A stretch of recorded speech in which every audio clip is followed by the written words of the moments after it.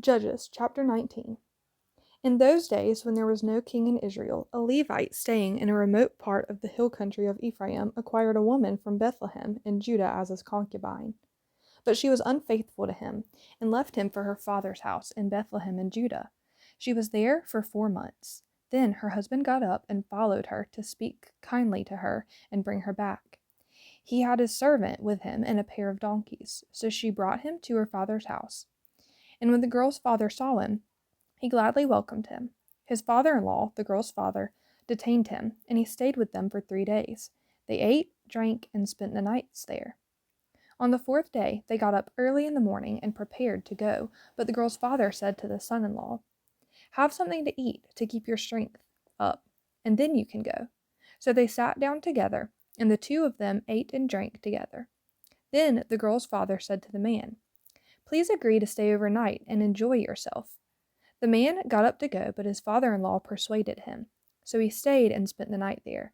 He got up early in the morning of the 5th day to leave, but the girl's father said to him, "Please keep up your strength." So they waited until late afternoon, and the two of them ate. The man got up to go with his concubine and his servant, when his father-in-law, the girl's father, said to him, "Look, night is coming. Please spend the night. See, the day is almost over. Spend the night here, enjoy yourself. Then you can get up early tomorrow for your journey and go home." But the man was unwilling to spend the night. He got up, departed, and arrived opposite Jebus, that is Jerusalem. The man had his 2 saddled donkeys and his concubine with him. When they were near Jerusalem and the day was almost gone, the servant said to his master, "Please, why not let us stop at this Jebusite city and spend the night here?" But his master replied to him, "We will not stop at a foreign city where there are no Israelites. Let's move on to Geba." "Come on," he said, "let's try to reach one of these places and then spend the night in Gibeah or Ramah." So they continued on their journey, and the sun set as they neared Gibeah in Benjamin. They stopped to go in and spend the night there. The Levite went in and sat down in the city square, but no one took them into their home to spend the night. In the evening, an old man came in from his work in the field. He was from the hill country of Ephraim, but he was residing in Geba, where the people were Benjaminites. When he looked up and saw the traveler in the city square, the old man asked, "Where are you going, and where do you come from?" He answered him, "We're traveling from Bethlehem to Judah, to the remote hill country of Ephraim, where I am from. I went to Bethlehem in Judah, and now I'm going to the house of the Lord. No one has taken me into his home, although there's straw and feed for the donkeys, and I have bread and wine for me, my concubine, and the servant with us. There is nothing we lack." "Welcome," said the old man. "I'll take care of everything you need. Only don't spend the night in the square." So he brought him to his house and fed the donkeys. Then they washed their feet and ate and drank. While they were enjoying themselves, all of a sudden the wicked men of the city surrounded the house and beat on the door. They said to the old man, who was the owner of the house, "Bring out the man who came into your house so we can have sex with him." The owner of the house went out and said to them, "Please don't do this evil, my brothers. After all, this man has come into my house. Don't commit this horrible outrage.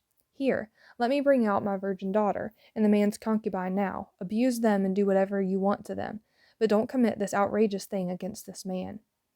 But the men would not listen to him. So the man seized his concubine and took her outside to them. They raped her and abused her all night until morning. At daybreak, they let her go. Early that morning, the woman made her way back, and, as it was getting light, she collapsed at the doorway of the man's house, where her master was. When her master got up in the morning, opened the doors of the house, and went out to leave on his journey, there was the woman, his concubine, collapsed near the doorway of the house with her hands on the threshold. "Get up," he told her, "let's go." But there was no response. So the man put her on his donkey and set out for home. When he entered his house, he picked up a knife, took hold of his concubine, cut her into 12 pieces limb by limb, and then sent her through the territory of Israel. Everyone who saw it said, "Nothing like this has ever happened or has ever been seen since the day the Israelites came out of the land of Egypt until now. Think it over, discuss it, and speak up."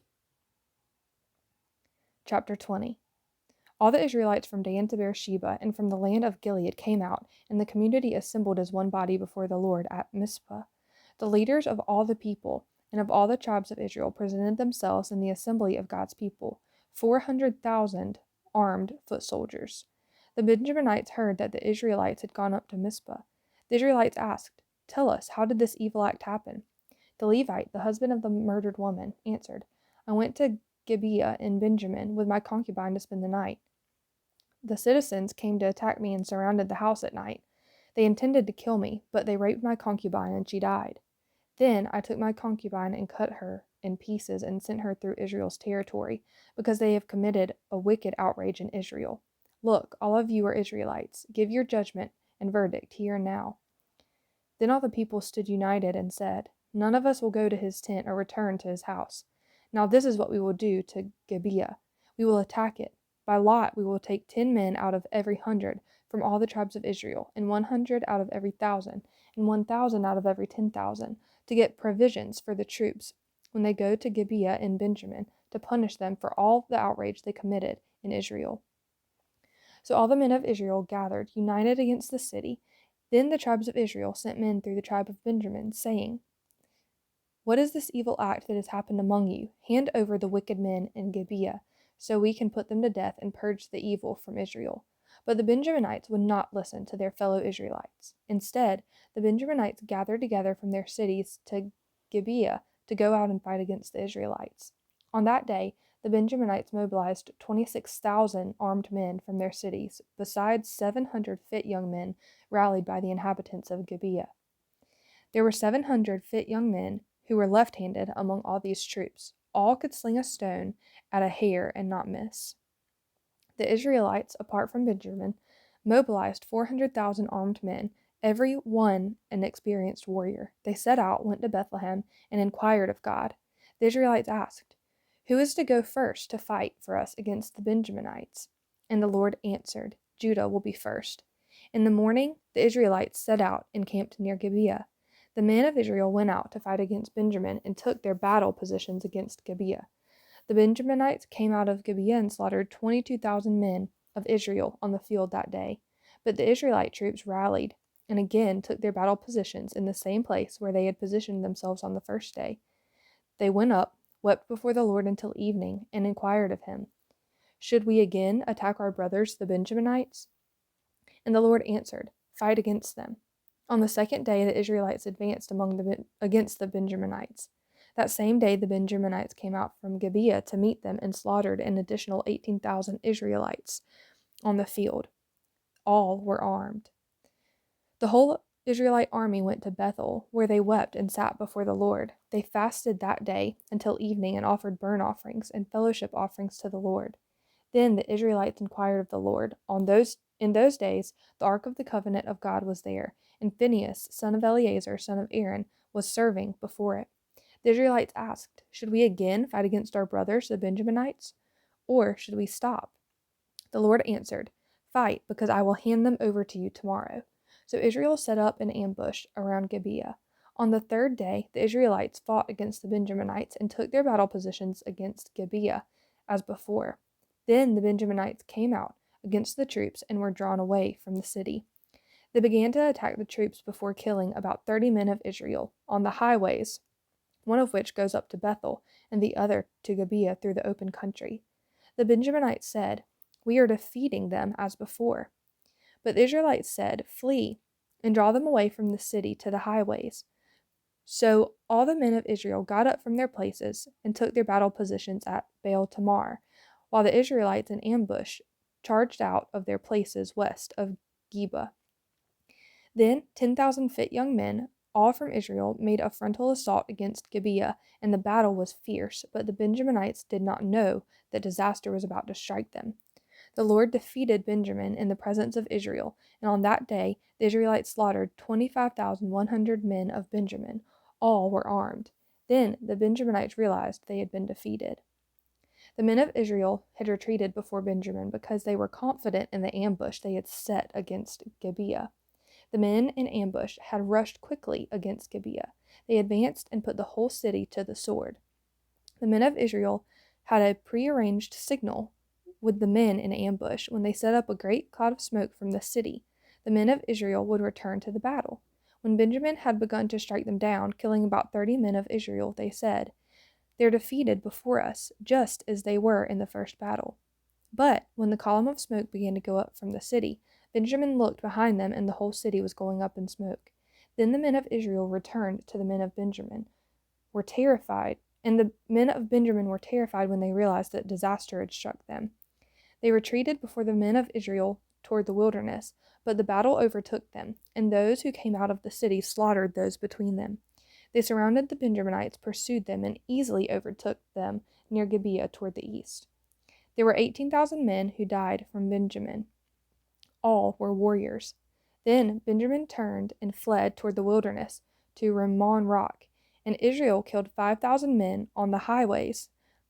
They overtook them at Gidom and struck 2,000 more dead.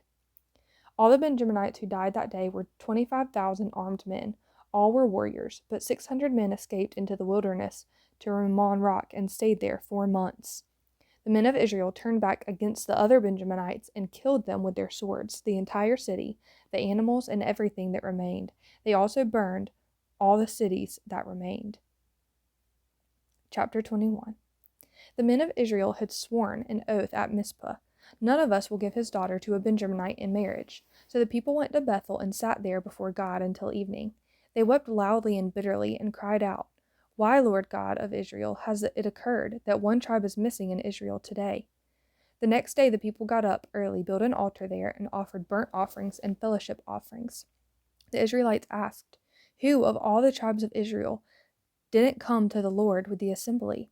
For a great oath had been taken that anyone who had not come to the Lord at Mizpah would certainly be put to death. But the Israelites had compassion on their brothers, the Benjaminites, and said, "Today a tribe has been cut off from Israel. What should we do about wives for these survivors? We've sworn to the Lord not to give them any of our daughters as wives." They asked, "Which city among the tribes of Israel didn't come to the Lord at Mizpah?" It turned out that no one from Jabesh Gilead had come to the camp in the assembly, for when the roll was called, no men were there from the inhabitants of Jabesh Gilead. The congregation sent 12,000 brave warriors there and commanded them, "Go and kill the inhabitants of Jabesh Gilead with the sword, including women and dependents. This is what you should do. Completely destroy every male as well as every woman who has gone to bed with a man." They found among the inhabitants of Jabesh Gilead 400 young virgins who had not been intimate with a man, and they brought them to the camp at Shiloh in the land of Canaan. The whole congregation sent a message of peace to the Benjaminites who were at Rimmon Rock. Benjamin returned at that time, and Israel gave them the women they had kept alive from Jabesh Gilead, but there were not enough for them. The people had compassion on Benjamin because the Lord had made this gap in the tribes of Israel. The elders of the congregation said, "What should we do about wives for those who are left, since the women of Benjamin have been destroyed?" They said, "There must be heirs for the survivors of Benjamin, so that the tribe of Israel will not be wiped out. But we can't give them our daughters as wives." For the Israelites had sworn, "Anyone who gives a wife to a Benjaminite is cursed." They also said, "Look, there's an annual festival to the Lord in Shiloh, which is north of Bethel, east of the highway that goes up from Bethel to Shechem, and south of Lebanon." Then they commanded the Benjaminites, "Go and hide in the vineyards. Watch, and when you see the young women of Shiloh come out to perform dances, each of you leave the vineyards and catch a wife for yourself from the young women of Shiloh, and go to the land of Benjamin. When their fathers or brothers come to us and protest, we will tell them, 'Show favor to them, since we did not get enough wives for each of them in battle. You didn't actually give the women to them, so you are not guilty of breaking your oath.'" The Benjaminite did this and took the number of women they needed from the dancers they caught. They went back to their own inheritance, rebuilt their cities, and lived there in them. At that time, each of the Israelites returned from there to his own tribe and family. Each returned from there to his own inheritance. In those days, there was no king in Israel. Everyone did what seemed right to him.